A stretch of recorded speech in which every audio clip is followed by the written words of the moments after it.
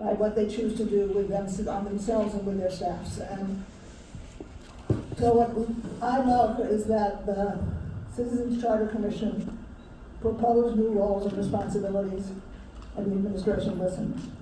And on the budget, with a huge shout out to the IBO and what it's become, we were aware then, as we all need to be aware now, Stephen, of how powerful the budget is, and how much at every level of government, for time immemorial, the people in charge of budgets have tried to keep them a secret.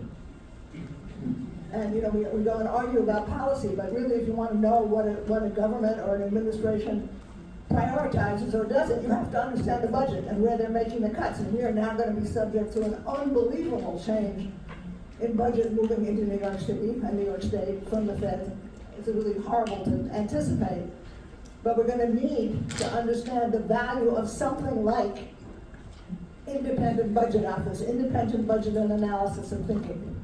And I would just say, a great memory of my first month in city office, in which I was in 250 Broadway on a really snowy day with one other woman council member, that's relevant, and some program announcer from WNYC called us up and said, well, we wanted to talk about the budget, but it's snowing and we couldn't get anybody else down here, and we just simply don't know anything about it.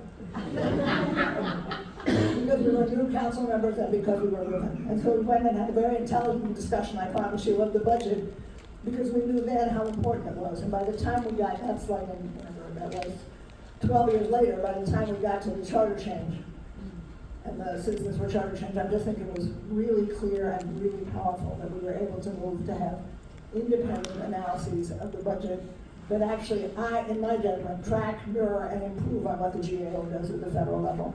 And so I want to thank everyone who was here, all of us who are still alive, for having participated in something that is, I'm not going to say it's going to be followed, Steve, but it is a model for what should be happening now in the city, where we just had a fight about council versus mayor, and in the city as an agent of the federal government that's going to make shifts and changes that are going to hurt you.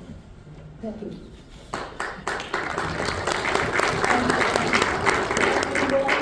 My current passions, at least my other panelists, well, I have to leave briefly so shortly because I'm on a Georgetown University webinar about what faith-based institutions can do to protect immigrants in this country at this time.